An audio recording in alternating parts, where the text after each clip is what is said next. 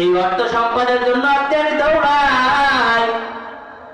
মায়ার নবী জানায়া দেন, ওই পিতামাতার সাথে যদি সৎ ব্যবহার করে, ওই পিতামাতার সাথে যদি ভালো ব্যবহার করে, আর ওই পিতামাতা যদি সন্তুষ্টি হয়, ওই পিতামাতা ওই ছেলে সন্তানে ওই সন্তানের জন্য দোয়া দিবে, ওই সন্তানের রিজিক আল্লাহ তাআলা বাড়ায় দিবে।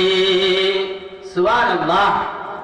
আপনি আমি দুনিয়ার ভিতরে রিজিকের জন্য কত কাজ কাম করি, হারাম খাই, হারামের ভিতরে লিপ্ত হই, সেই হারামের ভিতরে লিপ্ত হই আর মাকে কষ্ট দিই, যার কারণে আজকে আপনারা আমার সমাজের ভিতরে রিজিকের ভিতরে অভাব অনটন।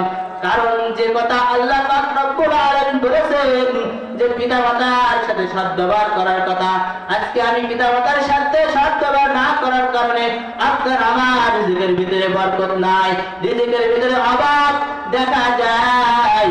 দুনিয়ার বহু ঘটনা দেখা যায়।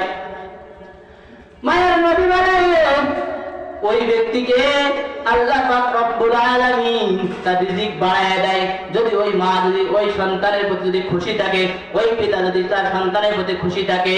আর একটা কথা বললেন যে তার হায়াত আল্লাহ পাক রব্বুল আলামিন বৃদ্ধি করিয়া দেয়।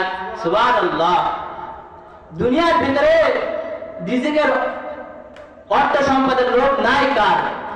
দুনিয়া থেকে একজন মানুষও খুঁজে পাবেন না যে সে দুনিয়া থেকে চলে যাবে। সবাই চায় যে দুনিয়ার ভিতরে বাঁচার জন্য, কথাটা ঠিক কিনা? বাঁচতে চায় কিনা? কিন্তু এই যদি এই দুইটা যদি সম্পদ যদি কেউ অর্জন করতে চায়, তাহলে পিতামাতার সাথে সংযোগ রাখতে হবে, পিতামাতার সাথে খেদমত করতে হবে। পিতামাতা যদি কুরআন সুন্নাহ অনুযায়ী যদি কোনো হুকুম দিয়ে থাকে তাহলে তার মানতে হবে।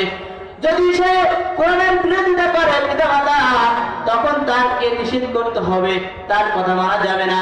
কিন্তু যতক্ষণ পর্যন্ত আল্লাহ তাআলার হুকুম এবং রাসূলুল্লাহ সাল্লাল্লাহু আলাইহি ওয়াসাল্লামের তরিকা মোতাবেক যত কথা বলবে আপনার আমার মানতে হবে।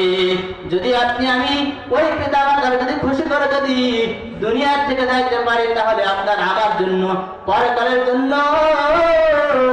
জান্নাত।